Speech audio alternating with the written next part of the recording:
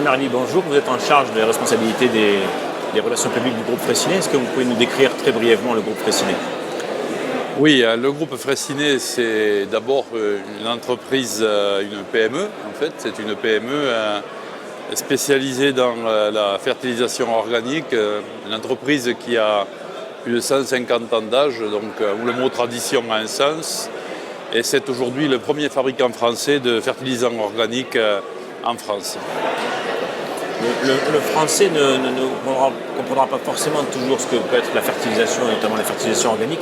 En quoi cette activité de produire de la fertilisation organique et de servir le monde agricole contribue-t-il à une société durable?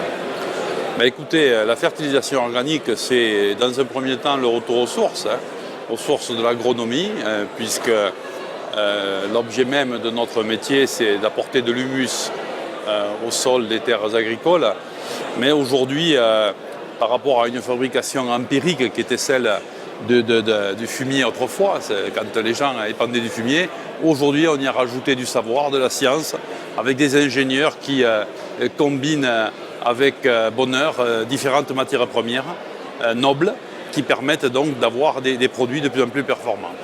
J'ai cru savoir que pour formaliser un peu toute cette démarche, vous avez créé une charte qu'on appelle Authentis aujourd'hui, il y a quelques années, et qui notamment est destinée au monde viticole.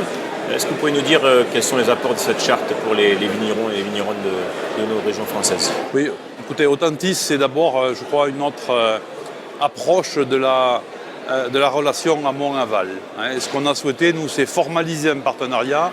Notre métier, c'est de fabriquer les meilleurs engrais possibles, les engrais organiques, bien évidemment, engrais naturels. Et on a souhaité avoir une relation privilégiée avec ceux qui les utilisent pour améliorer eux-mêmes leur production. Donc je crois que c'est une relation gagnant-gagnant. Et une autre idée qu'on doit se faire si vous voulez, des rapports entre l'amont et l'aval. Plus globalement, je crois que vous êtes engagé en responsabilité sociétale, vous ne le cachez pas, en ce qu'on appelle tout à fait. La responsabilité sociétale des entreprises, notamment dans le cadre de la norme internationale qu'on appelle ISO 26000. Oui. Dans quelle mesure cet engagement, vos actions envers la RSE aujourd'hui changent votre quotidien et votre métier? Écoutez, Luc Fraissinet dit toujours qu'on ne peut pas diriger une entreprise sans une certaine dose de philosophie. Et je crois que c'est d'abord cette dimension qui précède nos engagements. Vous savez, une entreprise, c'est d'abord les hommes qui la composent, c'est l'état d'esprit qui prévaut dans la gestion de l'entreprise.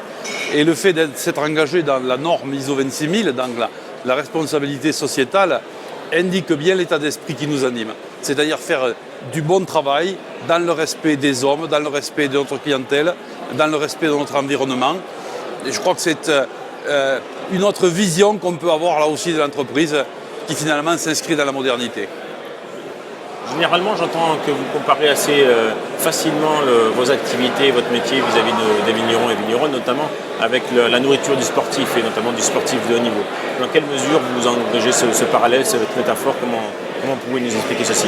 Écoutez, que ton aliment soit ton médicament. Je crois que les choses sont claires.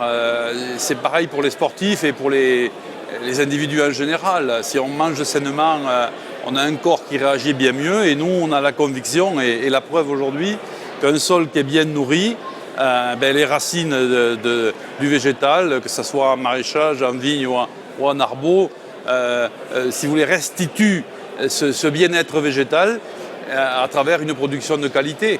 Et ça évite aussi d'avoir des maladies et des fragilités du végétal par rapport à ce qu'on peut connaître avec d'autres moyens de production. Comment les vigneronnes et les vignerons vous le rendent-ils ceci? C'est-à-dire quels sont leurs retours? Comment vous les percevez? Écoutez, quand on a réussi à les convaincre de s'engager sur cette voie vertueuse, ce chemin vertueux, honnêtement, ils ont des résultats qui sont là, à la fois donc techniques, économiques. De fait, quand vous réussissez techniquement, vous réussissez économiquement. Et si en plus vous réussissez au niveau de la protection de l'environnement, je dirais que ça s'appelle une performance. Monsieur Alain Marly, je vous remercie. Si j'avais su quand j'étais petit, j'aurais mis un petit peu d'engrais organique dans mes lentilles et dans les cotons, vous savez, pour me demander de faire pousser. Mais il n'est jamais trop tard pour bien faire. J'y viendrai. Merci. Voilà.